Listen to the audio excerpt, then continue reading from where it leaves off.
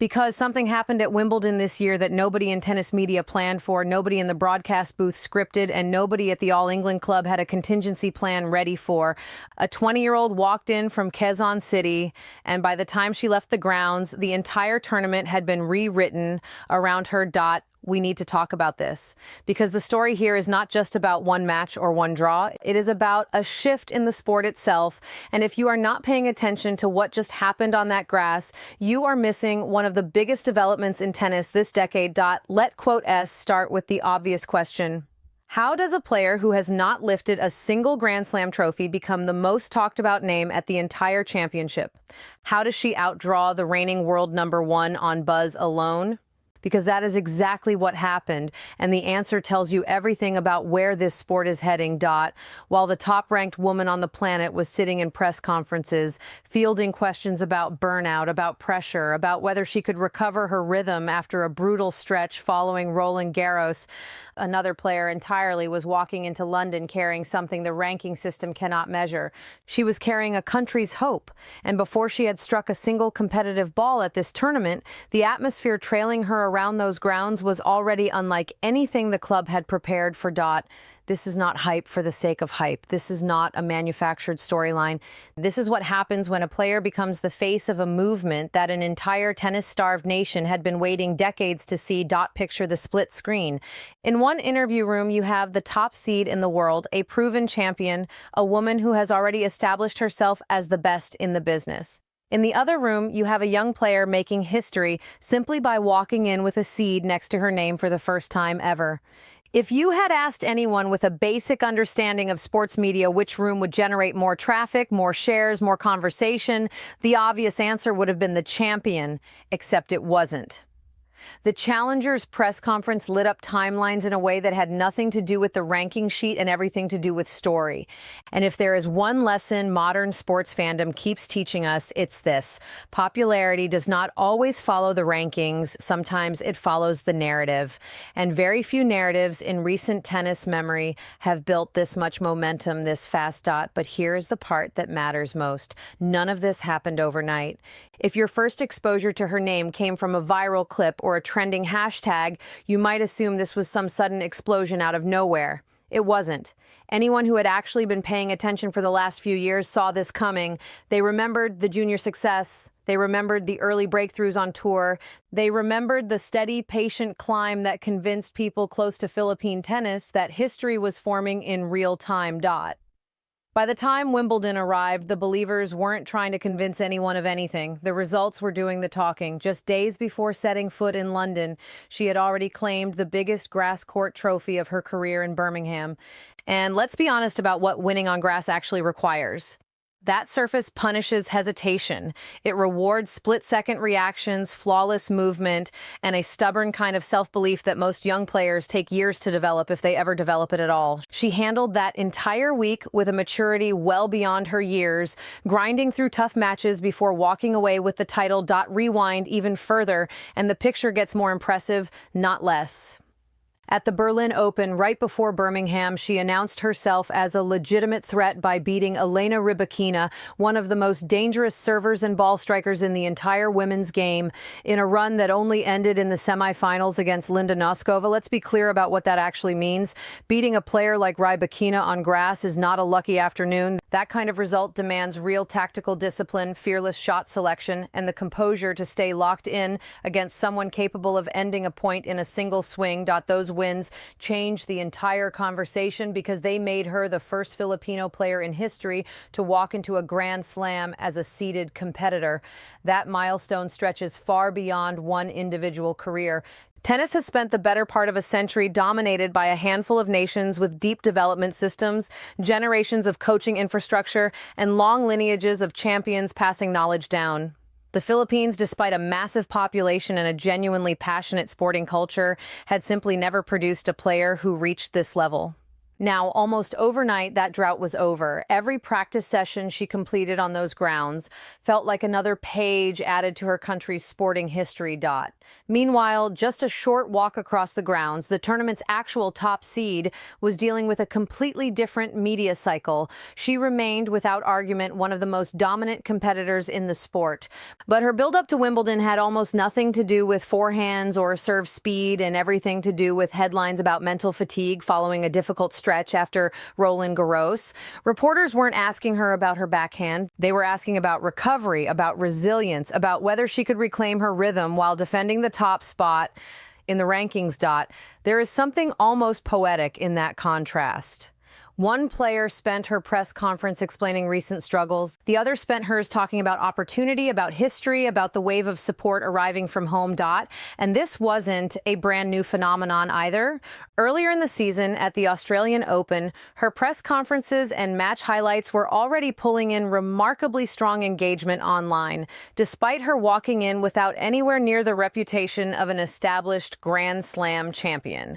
Tennis fans were curious, but it wasn't only neutral fans clicking those videos out of mild interest. There was already a massive, deeply devoted community of Filipinos scattered across the globe who had adopted her as their sporting ambassador, following every tournament with an intensity you don't often see attached to a player who hadn't even won a major yet.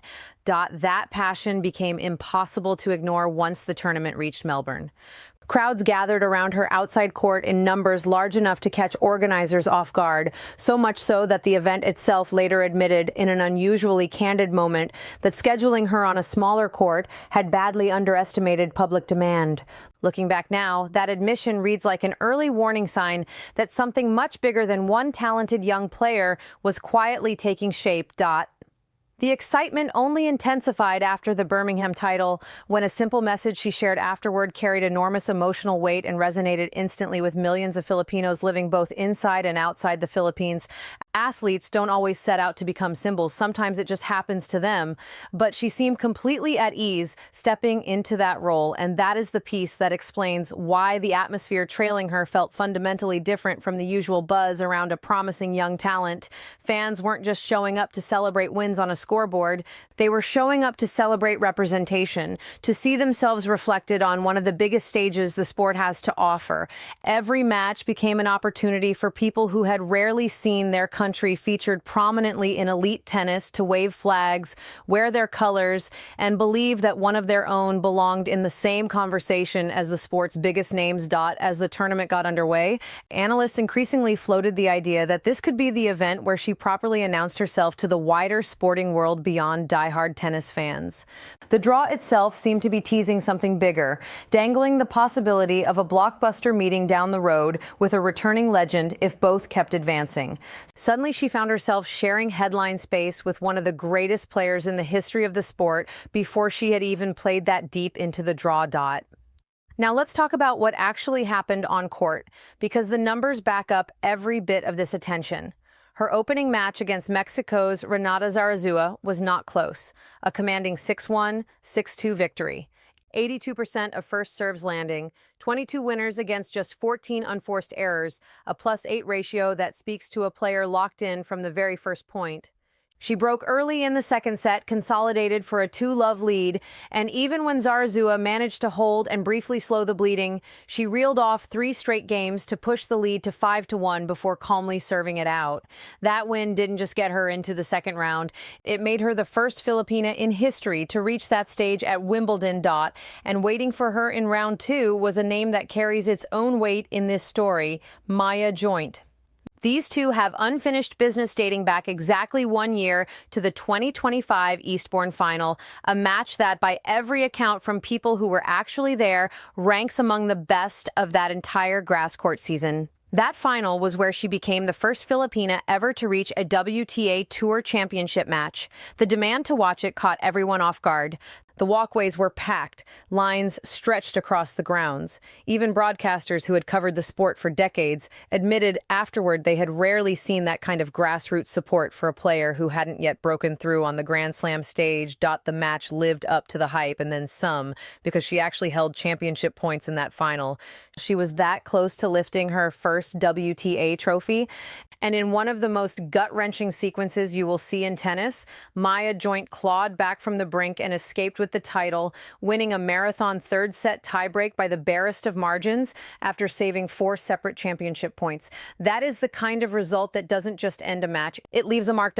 So now, exactly a year later, these two were walking back out to face each other again. Not for a WTA trophy this time, but for a spot in the third round of the biggest tournament in tennis. And here is what made this rematch feel so different. In the year since Eastbourne, these two careers had gone in almost completely opposite directions. She had kept climbing steadily, methodically, no longer treating big results as pleasant surprises, but as expectations.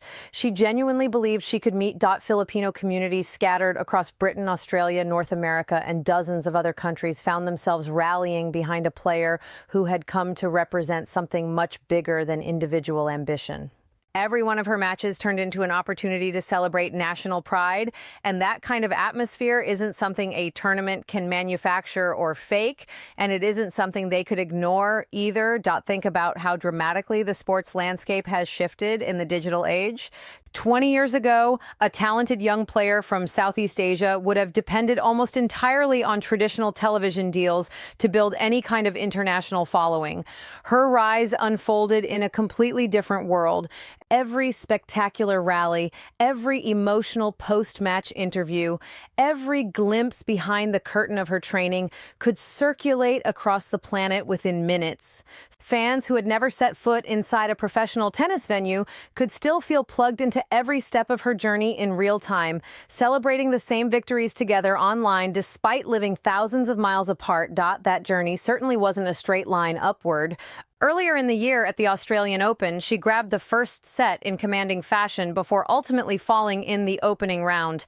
Roland Garros ended earlier than she'd hoped as well, with another disappointing exit following shortly after at Bad Homburg, right before the grass swing that led into Wimbledon. Those setbacks, stacked one after another, would tempt plenty of young players to start hunting for excuses. She chose a different path.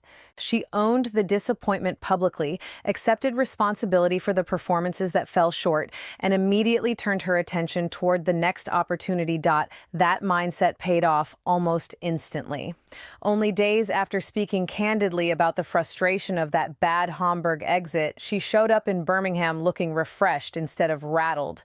Her confidence snapped back, and so did the results. Rather than letting one rough week define an entire grass season, she turned it into exactly the preparation she needed heading into the biggest tournament on the calendar. Fans obviously wanted to see her push deep into the draw at Wimbledon, but what they were really witnessing went beyond any single scoreline. Every packed practice court, every flag waving in the stands, every broadcast camera following her out to practice reinforced one simple idea.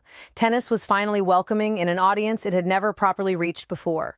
Whether or not she ever lifts a Grand Slam trophy, she has already expanded the sport's global conversation in a way very few players manage this early into their careers.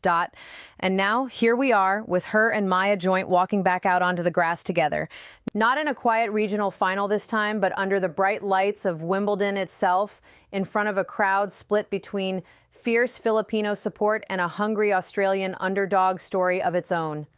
Strip away the numbers, the rankings, the seeding lines, and what you're left with is two young women trying to answer the same question in two completely different ways. Who actually has what it takes to seize the biggest moments when the whole sport is watching? That is precisely why this match became the story everyone kept coming back to. More than the seeded stars, more than the defending champions, more than any of the household names occupying the show courts that week. Championships create legends, but stories like this one create something longer lasting than a trophy. They create movements. And by the time this grass season reached its climax, one thing had become impossible to argue with. She wasn't just participating in Wimbledon anymore. She had become one of the defining stories of the entire tournament. So tell me what you think. Does this kind of grassroots, borderless fandom change how the sport builds its next generation of stars? Drop your thoughts in the comments. Share this with someone who needs to hear this story, and stay tuned, because if this rise continues at this pace, we are only getting started.